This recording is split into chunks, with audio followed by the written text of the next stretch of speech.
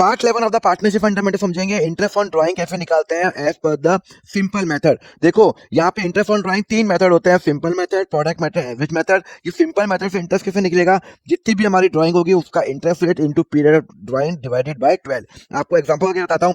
Suppose करो ये example है, तो यहाँ पे लिखा हुआ है फर्स्ट में को ये किया हुआ है। तो मैं क्या करूंगा, मैं करूंगा यहाँ पे एक वो बनाऊंगा। मैंने कितनी ड्राइंग की, मैंने ड्राइंग कितनी की, सॉरी मेरी डेट कितनी है, सर डेट है 1 मई 23 को है, 1 अगस्त 23 है, 30 सितंबर 23 है एंड 31 मार्च 24 है। कितनी ड्राइंग की मैंने, सर मैंने ड्राइंग की 2000 रुपये, 5000 रुपये, 2000 रुपये और 1000 रुपये। अच्छा एक बात बताओ, पीरियड कितना हुआ, यहाँ से लेके 31 मार्च तक कितना पीरियड हुआ, 11 महीने हो गए। यहाँ से लेके यहाँ तक 8 महीने, यहाँ से लेके 31 मार्च तक 6 महीने, यहाँ पे लेके 0 महीने। अब यहाँ पे मेरा इंटरेस्ट रेट क्या है, सर क्वेश्चन में लिखा हुआ है 6%, 6%, 6% और 6%।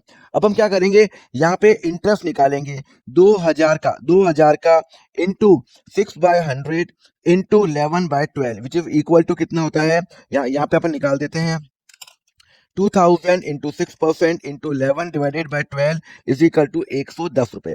सिमिलरली यहाँ पे 5000 रुपये इंटू 6/100 इंटू 8/12, 8/12 के लिए किया ना, तो 5000 रुपये 6% into 8 divided by 12 which is equal to 200। फिर अपन इसका निकालेंगे 2000 का 6% इंटू 6/12, तो 2000 का 6% into 6 divided by 12 which is equal to 60 रुपये। तो टोटल इंटरेस्ट कितना हो गया, 200 plus this is equal to 370 rupees मेरा क्या हो गया, इंटरेस्ट हो गया।